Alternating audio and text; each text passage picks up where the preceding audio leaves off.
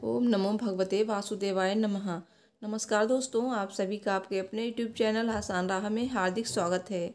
दोस्तों, पौष मास में पड़ने वाली एकादशी कब है, इसका व्रत किस दिन रखा जाएगा, साथ ही क्या है पूजा विधि और क्या शुभ मुहूर्त है, पारण का समय क्या है और इस दिन कौन सा काम है जो जरूर करना चाहिए।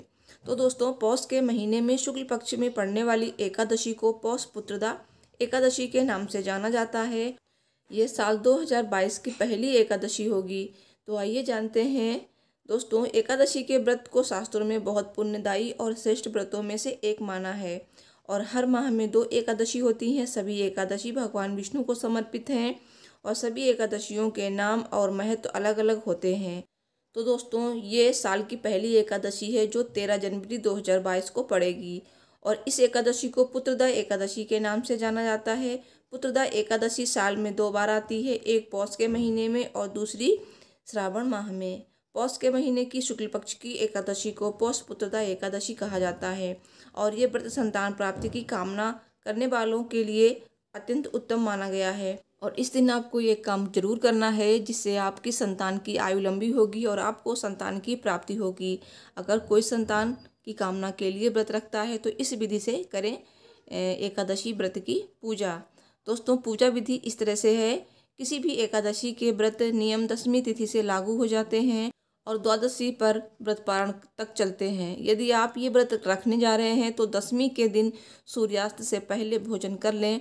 भोजन में प्याज लहसुन वगैरह का सेवन ना करें और एकादशी के दिन स्नान करके व्रत का संकल्प लें। इसके बाद नारायण के लड्डू गोपाल रूप की पूजा करें और इस दौरान भगवान को धूप दीप पुष्प अक्षत रोली फूल फल माला नैवेद्य आदि अर्पित करें। तुलसी पत्र अवश्य अर्पित करें और पुत्रदा एकादशी व्रत कथा अवश्य पढ़ें। भगवान श्री कृष्ण के मंत्रों का जाप करें और दिन में निराहार व्रत रहें, रात में फलाहार लें और द्वादशी के दिन स्नान के बाद पूजा आदि करके ब्राह्मणों को भोजन कराकर दक्षिणा दें और अपना व्रत खोलें। तो इस तरह से आपको व्रत करना है और व्रत का महत्व बहुत ही ज़्यादा है। इस दिन भगवान विष्णु के साथ माता लक्ष्मी की पूजा भी अवश्य करें। पुत्रदा एकादशी के व्रत को निसंतान दंपतियों के लिए उत्तम माना गया है और इस व्रत को करने से योग्य संतान की प्राप्ति होती है। साथ ही जो लोग इस व्रत को अपनी संतान की सलामती के लिए रखते हैं, उनके बच्चों को दीर्घायु के साथ जीवन में कभी कोई भी कठिनाई नहीं आती है, काफ़ी उन्नति मिलती है और उनके बच्चे काफ़ी तरक्की करते हैं और परिवार का नाम रोशन करते हैं। दोस्तों, आइए जानते हैं पुत्रदा एकादशी का शुभ मुहूर्त क्या है। एकादशी तिथि कब से कब तक है। एकादशी तिथि शुभ मुहूर्त 12 जनवरी बुधवार को शाम 4:49 पर प्रारंभ होगी एकादशी तिथि, जो कि 13 जनवरी गुरुवार को शाम 7:32 पर समाप्त होगी और ये व्रत उदया तिथि में 13 जनवरी को रखा जाएगा, इसलिए व्रत का पारण 14 जनवरी को होगा। एकादशी व्रत का पारण सूर्योदय के बाद और द्वादशी तिथि के समापन से पूर्व करने का विधान है।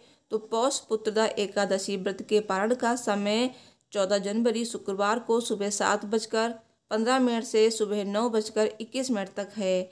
14 जनवरी को द्वादशी तिथि का समापन रात 10:19 पर होगा। दोस्तों, आइए जानते हैं संतान प्राप्ति के लिए महा उपाय। तो अगर आप इस पुत्रदा एकादशी पर संतान की चाह रख रहे हैं, संतान प्राप्ति की कामना भगवान से करते हैं, तो आपकी कामना जरूर पूरी होगी और आपको इस पुत्रदा एकादशी पर कुछ उपाय करने होंगे। तो आइए जानते हो कौन से उपाय हैं। दोस्तों, जो लोग पुत्र प्राप्ति की कामना करते हैं, संतानहीन हैं, तो उन लोगों को ये व्रत अवश्य रखना चाहिए। तो संतान प्राप्ति के बहुत ही आसान से उपाय इस प्रकार हैं। दोस्तों, पौष पुत्रदा एकादशी के दिन आप भगवान श्री कृष्ण जी के बाल स्वरूप की पूजा करें। भगवान श्री कृष्ण भगवान विष्णु के ही अवतार हैं। भगवान श्री कृष्ण के लड्डू गोपाल स्वरूप की पूजा करें और भक्ति भाव के साथ भगवान श्री कृष्ण की आराधना करें। संतान गोपाल मंत्र का जाप करें। ये संतान सुख के लिए प्रभावी मंत्र माना गया है और इस मंत्र का जाप आप तुलसी की माला से कर सकते हैं। मंत्र जाप के बाद आप भगवान श्री हरि को ध्यान करके अपनी मनोरथ पूर्ति की प्रार्थना करें। तो मंत्र इस प्रकार है, ओम देवकी सुत गोविंदम वासुदेव जगतपते देहि मे तनयम कृष्ण त्वामहम शरणम गतः। इस मंत्र का आप जाप कर सकते हैं। मंत्र आपको स्क्रीन पे मिल जाएगा। दोस्तों, वंश वृद्धि के लिए शुक्र ग्रह को भी एक कारक माना गया है, तो शुक्र ग्रह के कारण ही पौरुष में वृद्धि होती है। ऐसे में आप पुत्रदा एकादशी को भगवान विष्णु की पूजा करने के बाद शुक्र ग्रह के बीज मंत्र ओम सुं शुक्राय नमः का जाप कर सकते हैं। संतान और वंश वृद्धि के लिए सबसे आसान उपाय यह है कि अपने पितरों को खुश रखना। धार्मिक मान्यताओं के अनुसार जिन लोगों के पितर नाराज रहते हैं उनकी वंश वृद्धि नहीं होती है, तो नाराज पितर श्राप देते हैं। इस वजह से भी संतान का सुख प्राप्त नहीं होता है। तो आपको पितरों को प्रसन्न करने का उपाय क्या है कि अमावस्या के दिन उनके लिए तर्पण, श्राद्ध, पिंडदान आदि करें और इस दिन ब्राह्मणों को भोजन कराएं। भोजन का कुछ अंश कौआ, कुत्ता को खिलाएं और आप अपने पितरों को तृप्त करेंगे तो वे प्रसन्न होकर आपको संतान सुख का आशीर्वाद अवश्य देंगे।